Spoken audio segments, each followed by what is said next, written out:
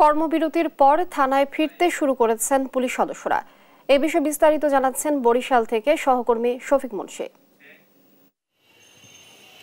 বরিশালে আইন শৃঙ্খলা পরিস্থিতি সেটা কিন্তু আগের যে জায়গায় সেই জায়গায় যেমন ফিরে আসছে, একই সাথে আমরা দেখেছি যে গত কয়েকদিন যে পরিস্থিতি ছিল নাজুক অবস্থা, সেই নাজুক অবস্থাটাই কাটিয়েও আসলে উন্নতি হচ্ছে সার্বিক পরিস্থিতির। এবং আমরা এখন দাঁড়িয়ে আছি বরিশাল কোতোয়ালি মডেল থানায়, এবং আমরা যেটা জানতে পেরেছি যে এই থানায় কিন্তু 152 জন আসলে সদস্য নিয়মিতভাবে আসলে দায়িত্ব পালন করেন, কিন্তু তাদের মধ্যে 3 জন তারা আগেই আসলে ছুটি নিয়েছিলেন, তা 3 জন বাদে সবাই আসলে দায়িত্ব পালন করছেন। এবং গত কয়েকদিন যাবৎ যে বিষয়টি আমরা লক্ষ্য করেছিলাম যে ইউনিফর্ম পরিহিত পুলিশ সদস্যদের উপস্থিতি কিন্তু কম ছিল সব জায়গায়, কিন্তু সেই জায়গাটাকে কিন্তু গতকাল থেকে কেটে গেছে।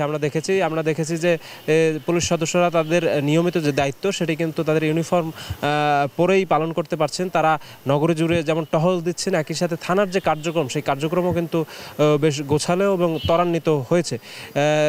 থানায় পুলিশের উপস্থিতির সাথে সাথে সেনা সদস্য যারা আছে তাদেরও কিন্তু উপস্থিতি রয়েছে। তারা পুলিশের সার্বিক নিরাপত্তা বিধানের জন্য কাজ করছেন বলেই আমাদেরকে জানিয়েছেন। একই সাথে শহর জুড়ে গত কয়েকদিন যাবৎ যে নিরবিচ্ছিন্নভাবে সাধারণ শিক্ষার্থীরা মানুষজনের নিরাপত্তার জন্য কাজ করে গেছেন, বিশেষ করে ট্রাফিকের যে দায়িত্বটি সেই দায়িত্বটি তারা পালন করেছেন, তারাও কিন্তু পুলিশের পাশাপাশি তারা মাঠে আছেন, কাজ করছেন। একই সাথে কিছু ছোটোখাটো অপরাধীদেরকেও তারা আসলে কিন্তু ধরছেন। বিশেষ করে আমরা সকালে আজ এখানে এসে যেটা দেখতে পেয়েছি যে এক মাদক বিক্রেতাকে কিন্তু তারা আটক করেছেন, এবং আটক করে কিন্তু তারা থানায় নিয়ে আসছেন, এসে তারা পুলিশের কাছে সোপর্দ করেছেন।